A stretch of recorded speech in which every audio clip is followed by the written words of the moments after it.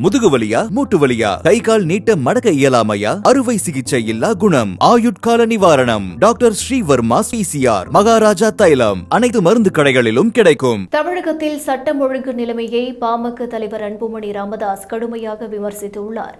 தமிழகத்தில் கொலைகள் மற்றும் கொள்ளைகள் அதிகரித்து வருவதாகவும் இது திமுக அரசின் செயல்திறனற்ற தன்மையை வெளிப்படுத்துவதாகவும் அவர் தெரிவித்துள்ளார்.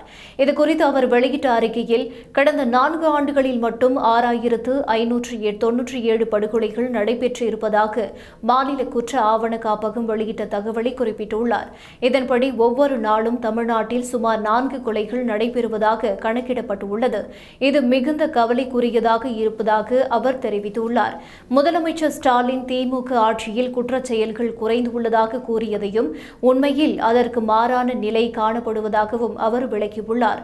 2021 முதல் 24 வரையிலான காலகட்டத்தில் ஒவ்வொரு ஆண்டிலும் 1500 முதல் 1700 கொலைகள் நடந்துள்ளன.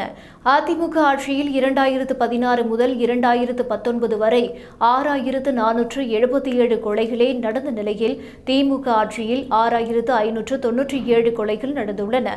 அதாவது திமுக ஆட்சியில் 120 கொலைகள் கூடுதலாக இடம்பெற்றுள்ளதாகவும் ஆண்டுக்கு சராசரியாக 30 கொலைகள் அதிகரித்துள்ளதாகவும் அவர் கூறியுள்ளார்.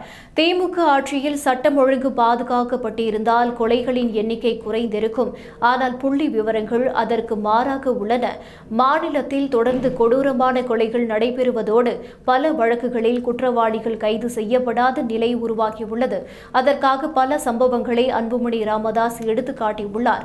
குறிப்பாக நெல்லை மாவட்ட காங்கிரஸ் தலைவர் ஜெயக்குமாரின் கொலை வழக்கில் இன்னும் குற்றவாளிகள் கைது செய்யப்படவில்லை. அதேபோல் திருப்பூர் மாவட்டம் பல்லடத்தில் ஒரே குடும்பத்தினர் 3 படுகொலை செய்யப்பட்ட வழக்கிலும் குற்றவாளிகள் இன்னும் கைது செய்யப்படவில்லை. தமிழக காவல்துறை குற்றங்களை தடுப்பதில் மற்றும் துப்பு துலக்குவதில் மிக மோசமாக செயல்படுவதாக அவர் குற்றம் சாட்டியுள்ளார். குற்றங்களை தடுப்பதாக கூறி ஆட்சிக்கு வந்த திமுக கொலைகளையும் கொள்ளைகளையும் தடுக்க முடியாமல் திணறி வருகிறது.